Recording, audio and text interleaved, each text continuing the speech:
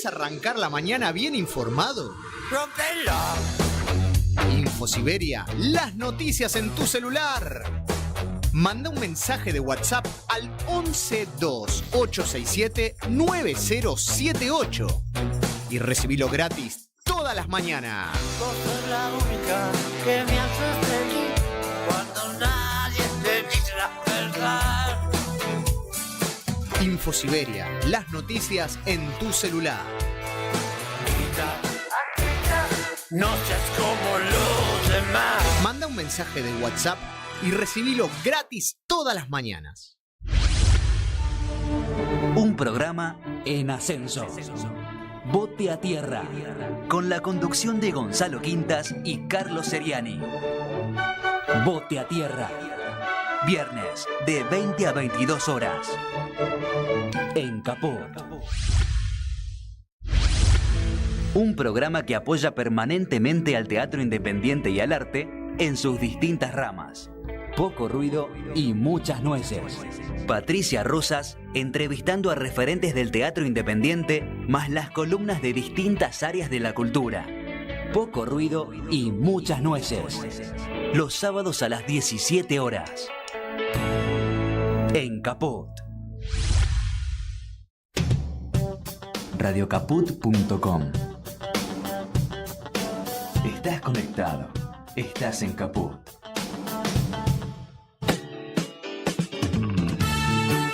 Quererse libre. Un intento de humanizar la realidad. Quererse libre. Con Lía Méndez, Fortunato Morrone y Jorge Pardés. Un programa para la libertad. Para la libertad. Sangro, lucho, pervivo para la libertad. Mis ojos y mis manos, como un árbol carnal, generoso y cautivo.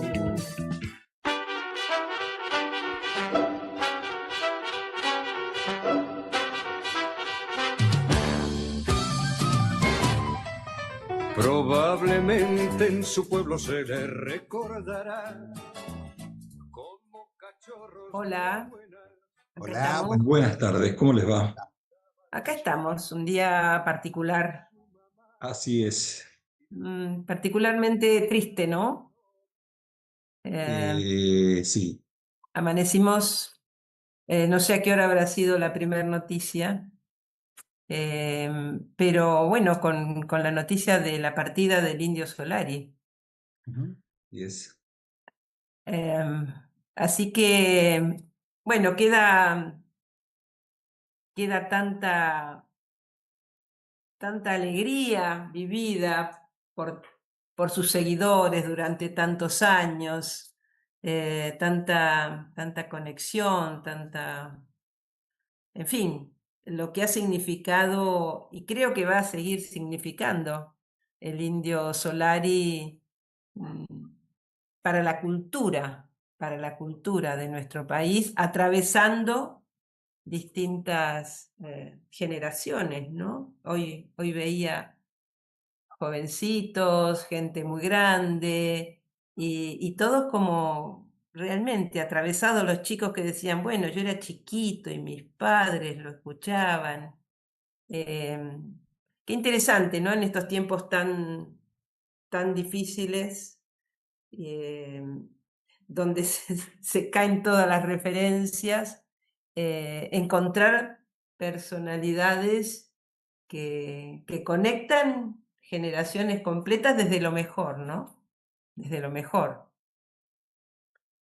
No sé cómo lo están viviendo ustedes, pero lo que veíamos era, la necesidad de nuestro programa también de rendir homenaje al indio.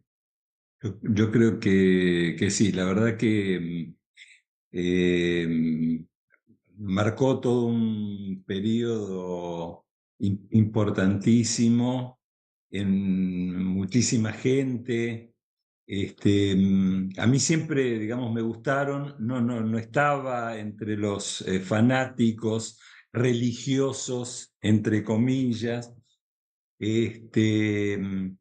pero la verdad que me pareció digamos, un tipo coherente, digamos, dentro de las posibilidades que cada uno de nosotros tenemos de ejercer la coherencia. Yo creo que ha sido un tipo coherente, que se la jugó por su proyecto, que puso en marcha todo el grupo, ¿no? Sky, que fue con el que armaron básicamente Los Redondos,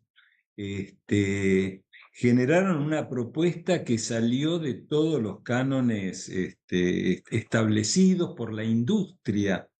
O sea, Claro. siempre se movieron en un carril paralelo a la industria, moviéndose por su cuenta, básicamente, definiendo ellos los lugares, el modo de organización, el modo de venta, el modo de invitación. Lo hicieron prácticamente ellos. Creo que es un fenómeno único. Después de ellos empezaron a ver algunos otros pero la cosa masiva que produjo Impresionante. el Indio Solar y los Redonditos de Ricota, creo que en el mundo, yo creo que seguro que en el mundo, porque todos han ido encarrilando sus distintas carreras dentro del formato que la industria permite. Ellos salieron aparte. Lo más De hecho, difícil, bueno, ¿no? mucho más difícil. De hecho, el primer tema que tengo, que es Jijiji, que es el himno ricotero por excelencia, el de las misas, el de los pogos. A mí me encanta ver en los videos de YouTube aquellos que reaccionan, ¿no?, a distintos espectáculos. Hay gente que les dice, son influencers, no sé cómo titularlos. Entonces le dicen, bueno, ¿por qué no te mirás a Los Redondos de Ricota? Y por ahí son unos yanquis que no tienen ni idea de quiénes son Los Redondos.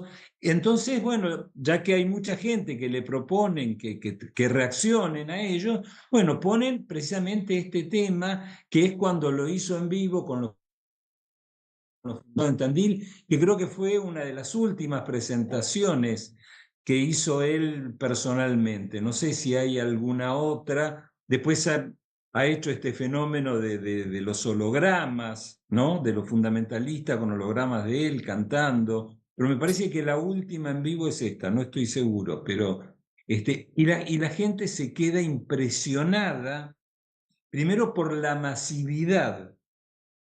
Sí. Luego por la euforia, La conexión, ¿no? la conexión. Y se quedan, bueno, aparte por la música, por todo, pero el fenómeno en sí es algo que les resulta, yo creo que incomprensible. Claro. Incomprensible. Bueno, Así que bueno, la verdad que no sé, como si hubiera perdido de alguna manera un ser querido, ¿no? Porque además ha estado de alguna manera próximo a nosotros, como siloístas, como humanistas. Así que bueno, nada. Bueno, yo en relación a eso quería traer justamente en relación a eso que estás diciendo, a su cercanía al humanismo, al siloísmo, quería traer algunas cosas, pero primero dar mi testimonio en relación a eso justamente, que el Indio Solari, los Redonditos de Ricota, son una expresión cultural, musical, pero profundamente cultural, que a mí me acompaña desde muy joven, inclusive desde mi ingreso al movimiento. Una de las primeras circunstancias que tuvo que ver con una charla con algunos amigos cuando yo entraba al movimiento, porque habíamos estado en un recital de Los Redondos. Estoy hablando del año 85, 84. Y justamente yo había ido a ver a Los Redondos, a Cemento,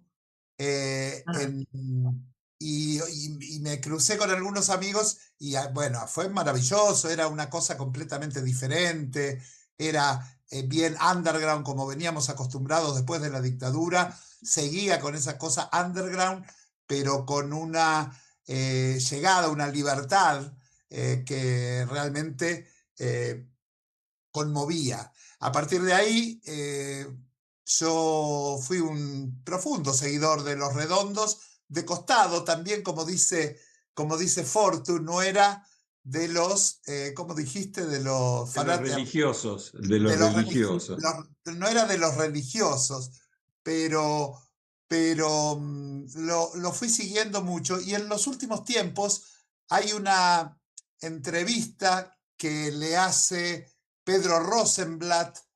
Déjenme buscar un poquito los datos como para ser un poco periodístico y no tan emocional.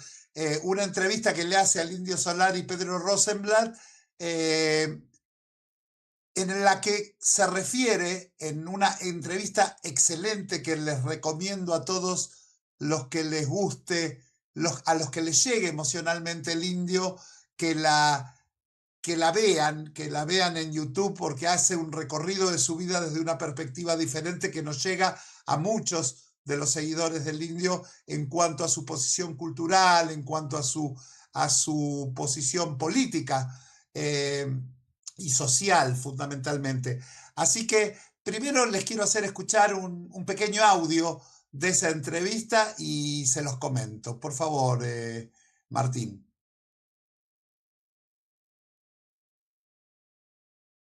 Contexto, una foto de esa época, de La Plata, finales de los 70, principios de los 80. ¿Qué estaba pasando? ¿Qué sonaba? Nosotros éramos la minoría.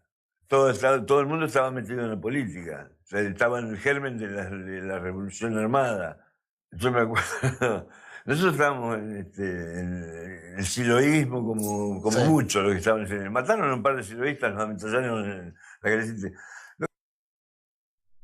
Se refiere a un par de siloístas que mataron en La Plata. El contexto era de cómo era la situación en La Plata, donde vivía el Indio Solari, y ahí el Indio cuenta que fue parte de nuestro movimiento inicialmente, como muchísimos jóvenes, y me interesa destacar una particularidad de esa afirmación del Indio, que tiene que ver con la consideración del siloísmo, del humanismo, como marginal, como una célula utópica. Tenía una gran llegada en tiempos de dictadura, en tiempos muy oscuros, tenía una gran llegada a las personas, a los jóvenes, particularmente a los jóvenes, y no casualmente por su mensaje reconciliatorio, por su mensaje en búsqueda de puertas verdaderas, que no sean ni la violencia ni la droga.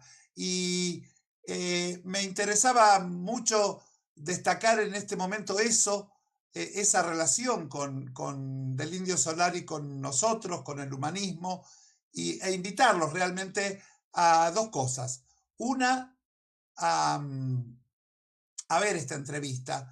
Hay cosas muy interesantes que yo, si se me permite, voy a ir trayendo a lo largo de los programas, algunas frases que el Indio tira sobre distintos temas, que tienen que ver mucho con una lucha que yo siento que ha llevado adelante los Redonditos de Ricota desde su lugar, desde la cultura, desde la música, y que creo que coincide en muchos puntos con lo que nosotros desde este canal de comunicación, desde el periodismo, desde el testimonio, tratamos de seguir esa misma lucha que tiene que ver con construir un mundo mejor, sin violencia, sin discriminación, sin muchos de los temas que seguramente hoy en el programa vamos a ir avanzando. Para terminar, les muestro una fotito y mientras les sigo contando, de una invitación para una misa ricotera. Como decía Fortu, hoy a las 18 horas, ahora termina el programa y nos vamos todos para allá, o todos los que podamos, una misa ricotera. Y esa misa ricotera tiene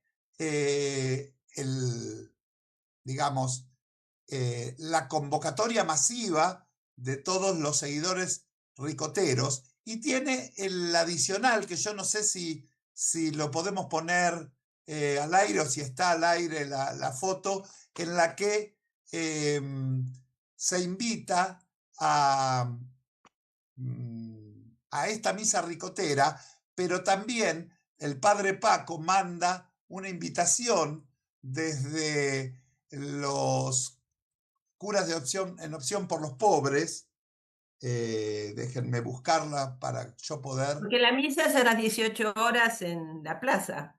La misa ricotera, la que se está invitando, es a las 18 horas en la plaza, y también, por su parte, la mesa ecuménica por la democracia, la vida y el bien común, que están en este momento, Pérez Esquivel está haciendo un ayuno, invita también al acto de memoria en Plaza de Mayo junto al pueblo ricotero, y se va a hacer una misa ecuménica. Eso que se conoce como la misa ricotera, que eran las convocatorias de los redonditos, los discos, los recitales, eso es la misa ricotera. Tienen unas características muy particulares el concepto misa ricotera, y la mesa ecuménica se suma a la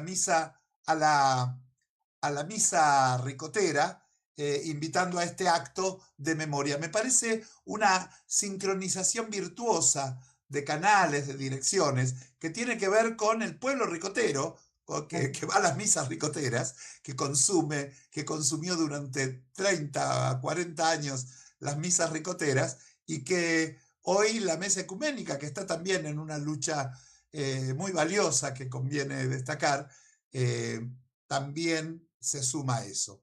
Si les parece, para terminar este bloque raro de iniciación, de homenaje al indio, Fortu, podemos cerrarlo escuchando la canción que nos hayas traído y que creo que ya la presentaste, que es Jijiji. Sí, es Jijiji en Bien. Tandil. Esto fue en 2016, imagínate ya. Entonces, casi 10 11 años, casi Entonces, 10 años, 10 años. Bueno, entonces cerremos este bloque con Jijiji. Ahí vamos, y bailemos el pogo.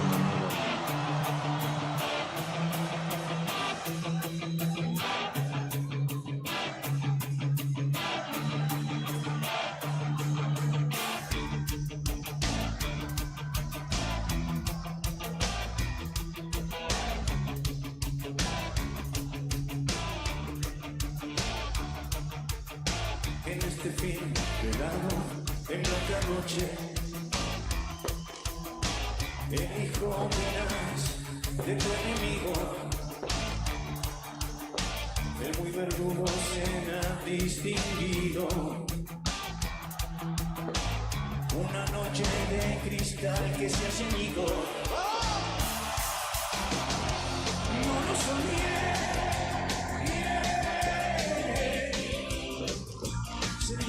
Soy brindo a tu suerte. No lo soñé bien.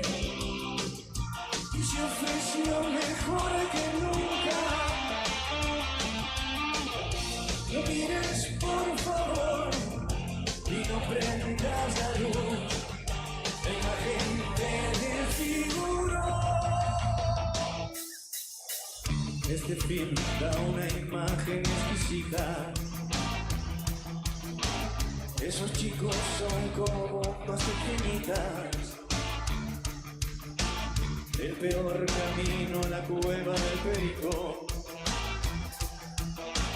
Para tipos que no duermen por la noche. No lo soñé. Ibas corriendo a la deriva. No lo soñé bien. Los ojos ciegos bien abiertos. No mires por favor y no prendas la luz. La gente desfiguró.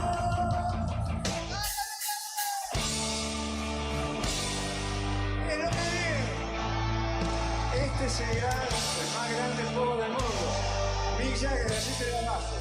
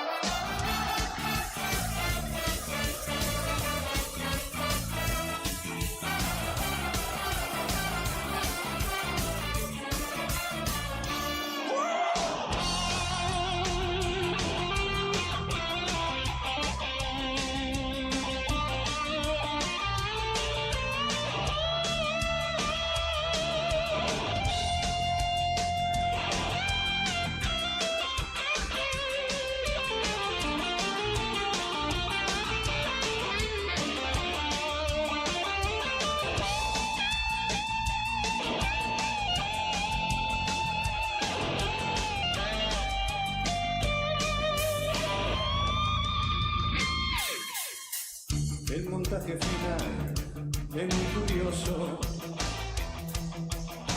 Es eternamente entretenido. Vos en la oscura multitud de prevenido, tiranizando a quienes te han querido. No lo soñé. Sé soy brindo a tu suerte. No lo soñé. Y se ofreció mejor que nunca. No lo soñé. Y vas corriendo a la deriva. No lo soñé. Los ojos ciegos bien abiertos. Mires por favor y no prendas la luz.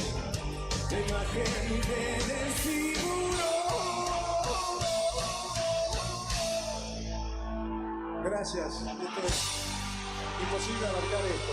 No sé de qué se trata. No me quiero hacer cargo. Gracias, gracias, gracias, gracias para siempre.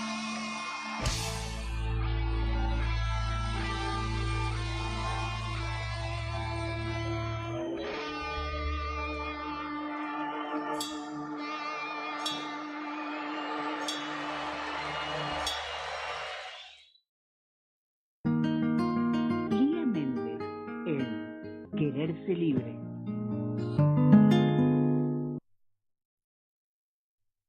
Extraordinario. Estaba mientras escuchaba al Indio, estaba mirando en televisión, que ya hay gente concentrada en la Plaza de Mayo, pero la noticia de que aparentemente, no sé cómo habrá sido la gestión para que la despedida se haga en el Congreso de la Nación, a lo cual el gobierno ya ha respondido que no. Ha Bien, respondido que no. siempre al lado de la gente. Claro, porque no no da garantías de seguridad. Claro, Así perfecto. que ahí la familia ha dicho que va a ser mañana la despedida y que lo van a anunciar cuando tengan el lugar y la hora, lo van a anunciar. Pero Y que no va a ser en Parque Leloir, seguramente se va a buscar algún lugar que permita la movilización que esto va a generar, qué sé yo, un buen lugar para responderle al Congreso.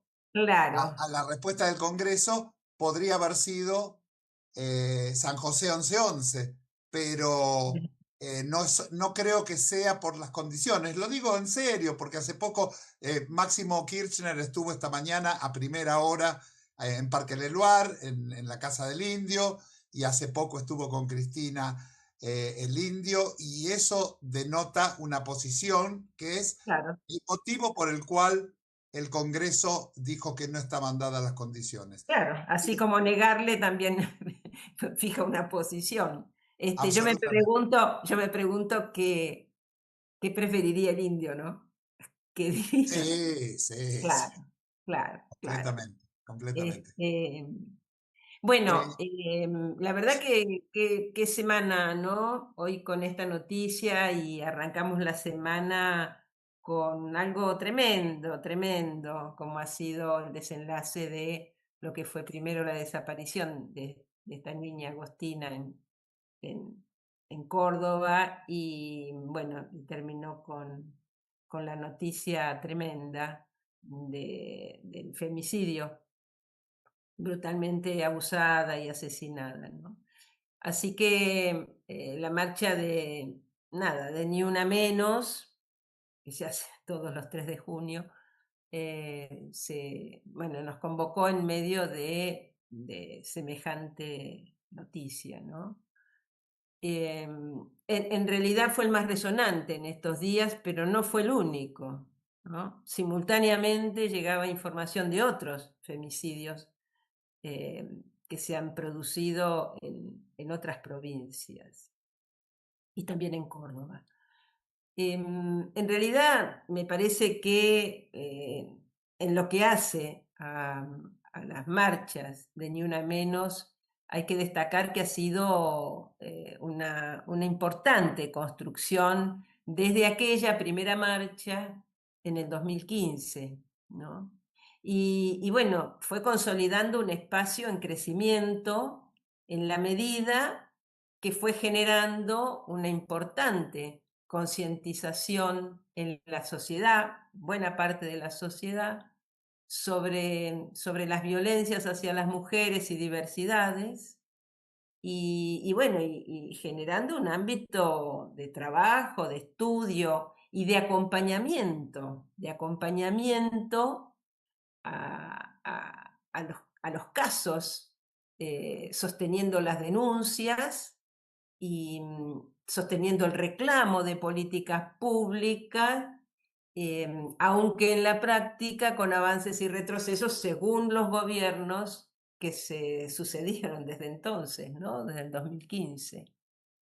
Me parece importante también señalar el rol que ha cumplido este ámbito, este espacio de feminismo organizado. En muchos casos, digamos, ha impedido que se silenciaran situaciones, casos, denuncias, o incluso que se abortara el proceso de investigación de muchos casos de violencia de género, ¿no? Por supuesto que ese intento de abortar procesos de investigación tenía que ver con los vínculos que ligaran a los autores de esos hechos con el poder, sea con el poder económico, sea con el poder político, con el poder mediático, judicial o policial, o todo eso junto, ¿no? Y hablamos de violencias diversas, de femicidios y también de desapariciones.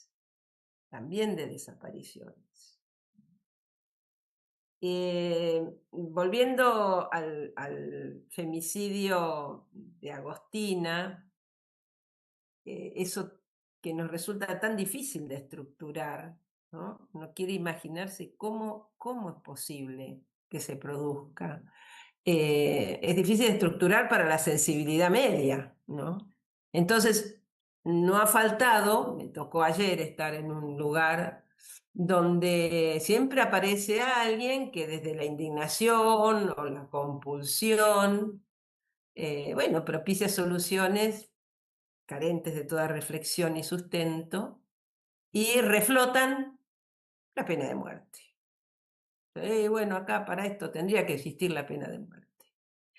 Si bien no es momento, justamente cuando se producen situaciones de este tipo, ¿no? Frente a un hecho trágico que se está viviendo, de todos modos creo que es necesario responder de mínima para impedir que estas ideas se filtren por los canales que abren necesariamente el dolor y la indignación que producen, ¿no? Me parece que es necesario tratar el tema, obviamente analizando los múltiples argumentos por los cuales debe rechazarse de plano todo intento de introducir un debate con el tema de la pena de muerte. Sobre todo, además, en tiempos de no debate, como estos. Sino, digamos, son tiempos de formulación de posiciones radicalizadas que resuenan por ahí en una cierta sensibilidad, bueno, afectada o influenciada por tanta crueldad en las relaciones. ¿No? De todos modos, yo pensaba, escuchando a quienes sacaban el tema de la pena de muerte, la verdad que no escucho a los mismos promotores de semejante penalidad, hacer extensiva por ahí la penalidad para Trump, para Netanyahu o para los genocidas, que en su mayoría gozan de prisión domiciliaria, ¿no? Más bien son lamentablemente vistos como pobres viejitos. Y no es que esté promoviendo yo la pena de muerte para ninguno de ellos. Pero digo, en esas cabezas, ¿no? Donde lo primero es frente a una crueldad semejante, que toma estado público, que impacta, la pena de muerte. La verdad que con el desastre que están haciendo en más de medio planeta, no se encuentra una reacción parecida en cuanto al repudio y a la gravedad de los hechos. Más bien van naturalizando todo eso, ¿no? La verdad que sin entrar con profundidad en el tema, me parece importante señalar que prima en materia de penalidades, prima la experiencia de que la pena no disuade el delito. No lo digo yo lo estoy repitiendo, pero además la experiencia muestra que la pena no disuade el delito, ¿no? Como también que, de paso, tener en cuenta que los países donde los delitos son más violentos no son los más pobres, sino los más desiguales. Entonces me parece que habría que tomar los temas que están como a la base de la problemática de la violencia, y la desigualdad claramente es uno de ellos. Es un buen punto de partida si quisiéramos trabajar en la prevención primaria de la violencia, particularmente en el caso que estamos analizando, ¿no? Que tiene que ver con la violencia de género. En cuanto a los femicidios, por ejemplo, en muchos casos el femicida mata y se suicida. Bueno, esto me lleva a plantearme que el problema requiere necesariamente trabajar desde la raíz el fenómeno de la violencia y en su contexto mayor, abarcativo de las distintas manifestaciones de la violencia, las visibles y las invisibilizadas o invisibles, ¿no? Cada una con sus particularidades y que deben ser trabajadas además, ojalá, con política pública, diseñada desde una perspectiva de derechos humanos. Ese contexto mayor está caracterizado por una profunda crisis humana, una crisis de valores humanos, y también analizar la implicancia de esta crisis en el psiquismo, hoy afectando significativamente la salud mental de las poblaciones, ¿no? Entonces, cambiar el contexto es cambiar las condiciones, que son las que facilitan hoy este contexto. Es el que facilita la generación, la transmisión, la reproducción de la violencia en todas sus dimensiones. Y esto como tal no parece estar en agenda. Te las venís trayendo subiditas los editoriales últimamente. Yo personalmente me interesaría rescatar una parte que vos hablabas sobre la necesidad de políticas públicas, porque hay que entender que el femicida que se suicida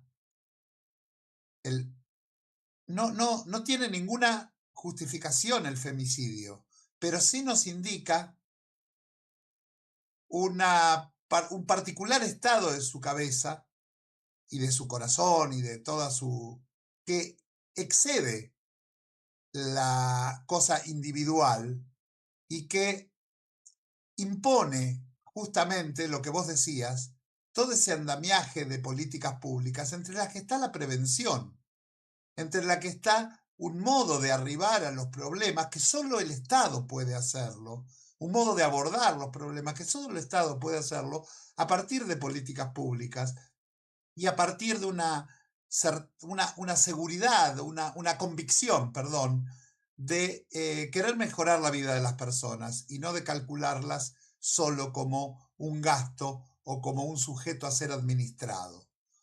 Y a mí me parece que esa es la dirección del reclamo profundo que se puede hacer en este Ni Una Menos.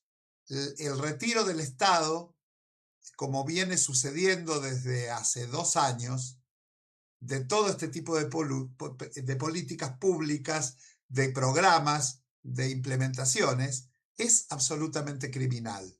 Y ahí es donde hay que volver a sacar el velo de que son todos curros, de que son todas no sé qué cosa, tratar de que no sean curros ni ninguna de esas cosas y lograr que el Estado pueda acompañar a la sociedad en una transformación que hoy se hace imprescindible, ¿no?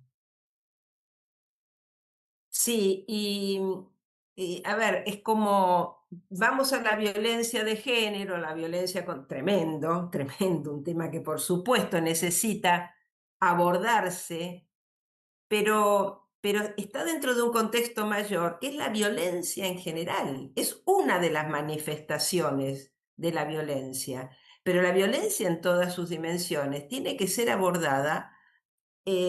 Bueno, con política pública te diría, la primera tiene que ver con el respeto irrestricto a la realización de todos los derechos humanos, a la realización de todos los derechos humanos, porque ese es el caldo de cultivo.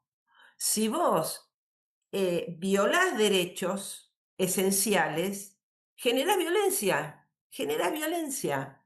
Entonces, la violencia institucional, es decir, desde las instituciones que deben ser garantes del ejercicio efectivo de todos los derechos humanos por parte de todos los humanos, eso no se cumple. Bueno, ese es el primer paso. Esa es por decirlo, la primer violencia.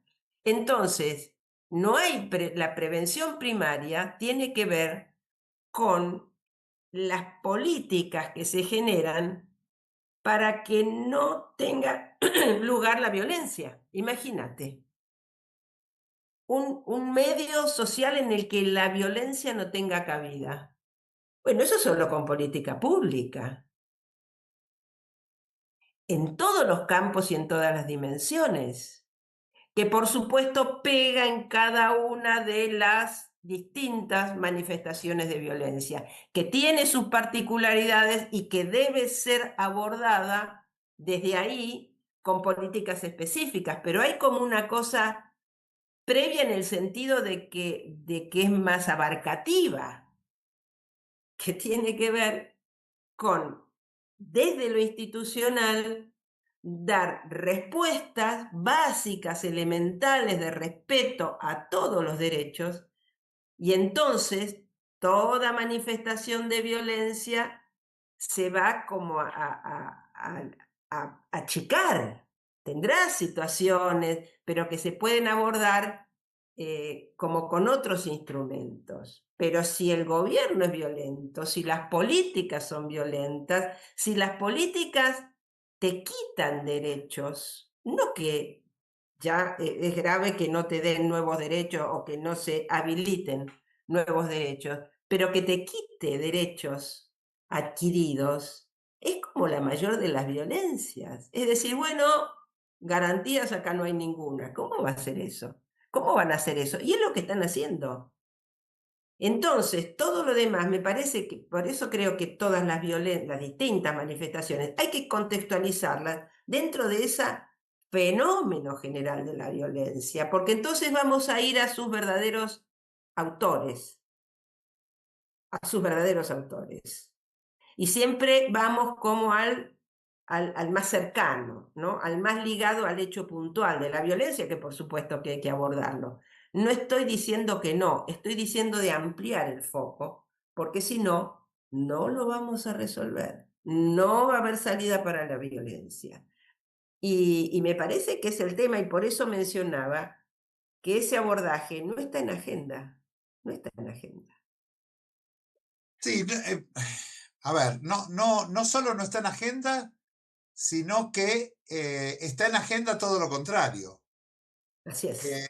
Y a mí me parece que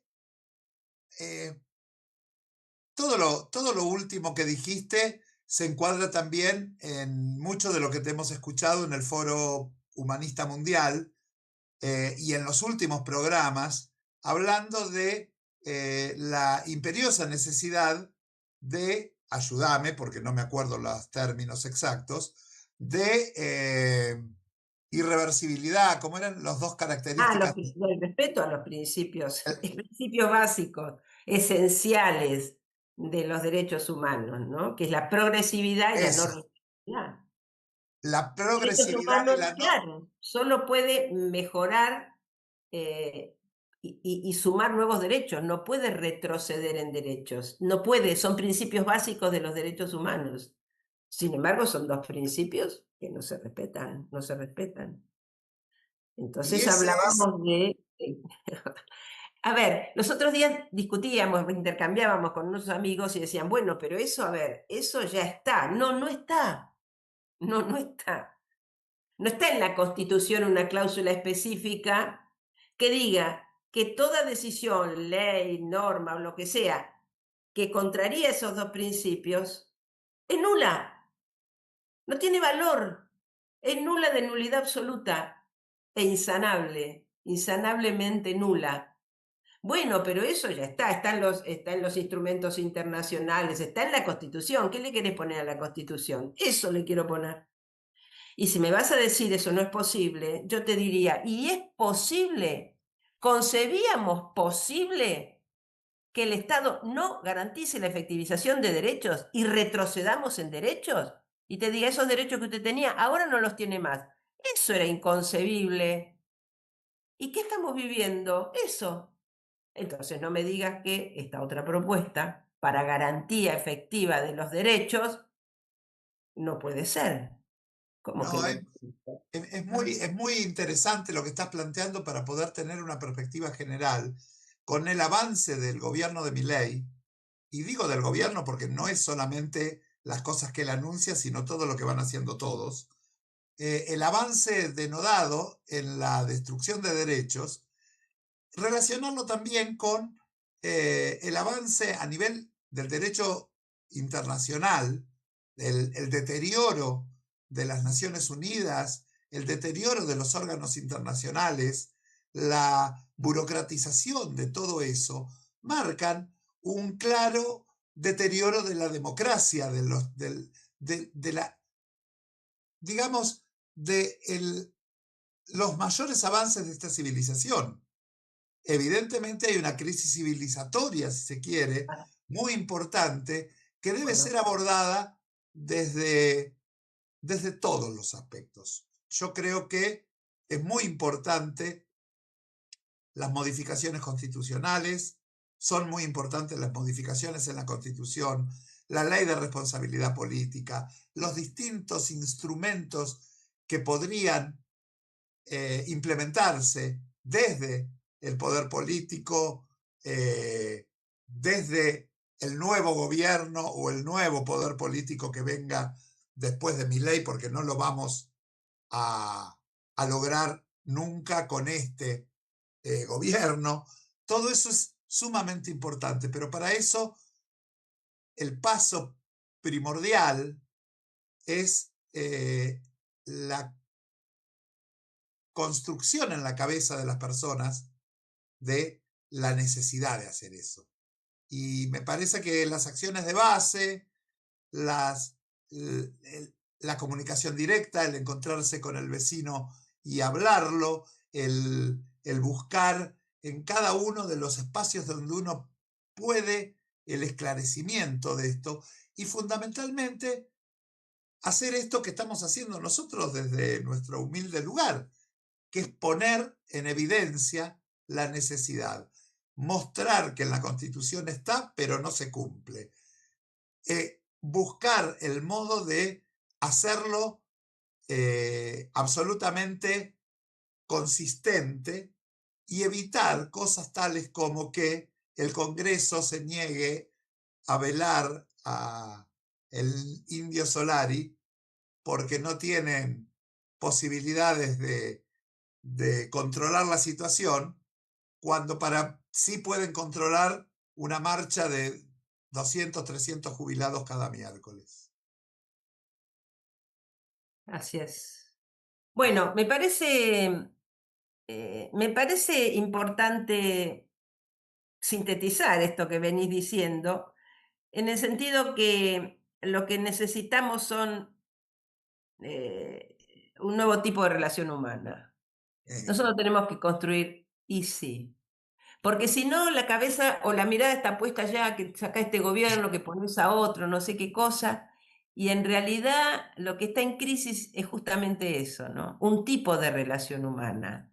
Entonces, mientras nosotros no impulsemos modificar eso, ¿cómo decirte? Que va a llegar allá arriba, va a ser uno puesto desde acá abajo con los mismos problemas de relación. Solo que además le suma poder, nada menos. Imagínate con este ejemplo que tenemos. Claro, entonces, ¿cómo decirte? Porque también es poner en manos nuestras de la base social la transformación. Y la transformación empieza por cada uno en relación con uno mismo y con el otro, en simultáneo, ¿no? Y bueno, habrá muchas fórmulas. Nosotros conocemos una que intentamos permanentemente ponerla en práctica. A veces nos sale mejor, otras veces nos sale peor, por lo menos en mi caso. ¿Qué es aplicar la regla de oro de la conducta humana? La regla de oro de la conducta humana, dando a los demás el trato que pretendemos recibir. No responder de acuerdo a cómo nos tratan. Vos me tratás bien, yo te trato bien. Vos me tratás mal, yo te trato mal. No. Dar a otros el trato que uno pretende recibir independientemente de lo que el otro o la otra haga. Es difícil, pero necesario. Fíjense a lo que hemos llegado en términos de desarticulación de las relaciones, de la sociedad. La ruptura que han hecho de ese valor que es el cohesor social por excelencia, que es la solidaridad humana. Bueno, la solidaridad se refleja en ese tipo de trato, de dar al otro el trato que uno pretende recibir. Muy interesante. A eso le agregaría solamente el actuar con coherencia, a partir de la regla de oro, a partir del trato a los demás como quiere ser tratado, actuar con la coherencia de hacer, sentir y pensar en la misma dirección. Eso nos salva. A título individual, interno, personal y social, político. Así es. Bueno, ¿tenía alguna cosa para...? No tengo nada para agregar, ¿eh? Sí, ahí estamos. Yo sí, como de costumbre, se nos termina el programa y quería tomarme los últimos minutos para hacer hacerles un comentario, si me permitís, Lía. Hola. No sé. Sí, te escuchamos. Sí, te escuchamos. Yo primero le pedí permiso a Lía. Si dice que sí, le doy. Voy a parecer una jefa autoritaria. Ustedes no saben. Ella es convincente, ella persuade. Pero tiene unas herramientas de persuasión muy... sí, tiene un látigo de 7 puntas. Que no me den poder. Dicen, yo no la vi nunca, pero dicen. Yo soy medio sadomasoquista y lo sufro hace como 30 años. Bueno.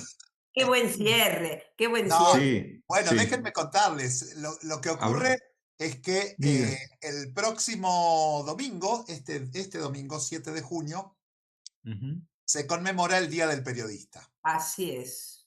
La fecha recuerda la aparición de la Gaceta de Buenos Aires, el periódico impulsado por Mariano Moreno, apenas iniciada la Revolución de Mayo. En la que entendían de algún modo estos revolucionarios que no podía haber una patria nueva sin ideas nuevas y que no podían haber ciudadanos libres sin acceso a la información. No es ocioso mencionarlo en esta pequeña referencia al Día del Periodista. Por eso el periodismo consideramos que nació en la Argentina ligado a la emancipación, al debate público, a la participación popular. Por eso digo que no creo que sea menor soslayarlo, ¿no? Más de 2 siglos después, la pregunta sigue siendo la misma: ¿quién cuenta la realidad y para quién la cuenta? Rodolfo Walsh escribió que el periodismo es libre o es una farsa. Y esa frase vuelve a cobrar actualidad en estos tiempos en los que desde el propio poder político se promueve la estigmatización permanente de periodistas, comunicadores y medios en general. Vivimos un momento especialmente oscuro para la libertad de expresión. Javier Milei convirtió el ataque a periodistas en una práctica diaria, desde las redes sociales, desde los actos oficiales. Señala con nombre y apellido a trabajadores de prensa, los acusa de ensobrados, operadores, mentirosos, sicarios, basuras y corruptos. Se promueven campañas de hostigamiento digital, se restringe el acceso a la información pública, se multiplican las denuncias judiciales contra comunicadores críticos y también se naturalizan agresiones a periodistas durante coberturas, movilizaciones. El mensaje es claro: disciplinar, intimidar, desalentar la crítica. Es contundentemente claro la dirección que tiene el gobierno con respecto al periodismo.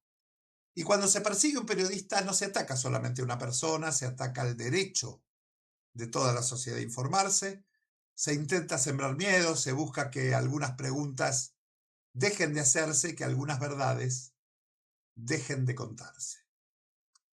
Por eso en el Día del Periodista no alcanza con mandar saludos a nuestros colegas, a los periodistas en general. Es un día para reivindicar a quienes siguen investigando, escribiendo, preguntando y poniendo el cuerpo. A quienes trabajan en grandes medios, muchos de los que trabajan en los grandes medios, a todos los que trabajamos en radios comunitarias, en portales cooperativos, en medios públicos, en proyectos autogestivos. A todos a quienes elegimos esta profesión como una forma de compromiso con nuestro pueblo y como nuestra forma de vida. Así que... En un momento... Sí. Sí. No, en un momento habíamos, digamos, preparado una especie de postales para celebrar el Día del Periodista y habíamos puesto el Día del Buen Periodista. Entonces, para mí el festejo es de los buenos periodistas. Así es, coincido completamente y es un concepto que se lo apropió de algún modo Eve de Bonafini, que siempre saludaba a los periodistas, a los buenos periodistas nada más, ¿no? Y que hoy tenemos que recordarlo también. Así que bueno, mientras... Bueno, es un día para recordar y para denunciar, para sostener la denuncia. Así es. Sostener la denuncia contra el atropello permanente, sostenido y que no hay miras de que aflojen. Así es, y avisarles que mientras exista esta voluntad de buscar la verdad y compartirla con los demás, seguirá viva una de las formas más nobles de servicio a la democracia y a la patria como el periodismo. Bueno, ese es mi saludo. Bien, excelente, excelente, en nombre de todos, de Quererse Libre. Buenísimo. Entonces, nada, Tenemos más del indio. Para irnos vamos a escuchar un tema que me parece que era como su despedida. Se llama Encuentro con un ángel amateur. El Indio Solari con los fundamentalistas del aire acondicionado. Hasta la semana que viene, entonces. Hasta la Estén muy semana que bien. viene. Chau, chau. Hasta la próxima. Y que tenga un buen vuelo hacia la luz el Carlos Alberto Solari, el Indio Solari, el Mister. Empiezo por el final, terminaré en el principio. Mis intereses quizá no fueron saludables. Yo ya no puedo cumplir hazañas que prometí, solo seguir cantando.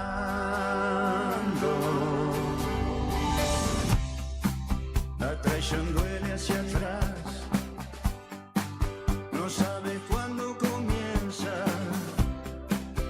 Un ángel sonso mater me condenó al paraíso. Solo me falta saber la fecha y el lugar, y allí iré cantando.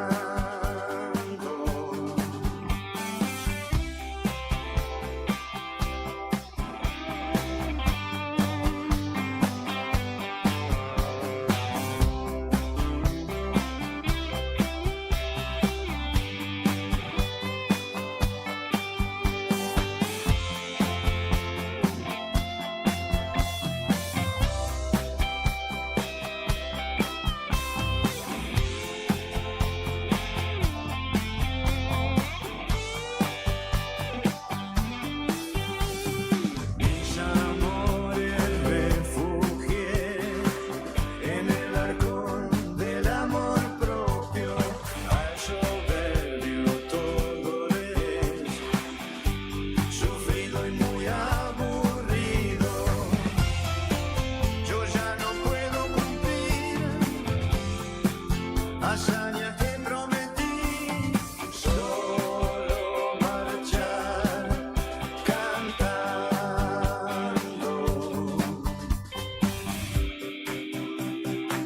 Más de una vez me escuché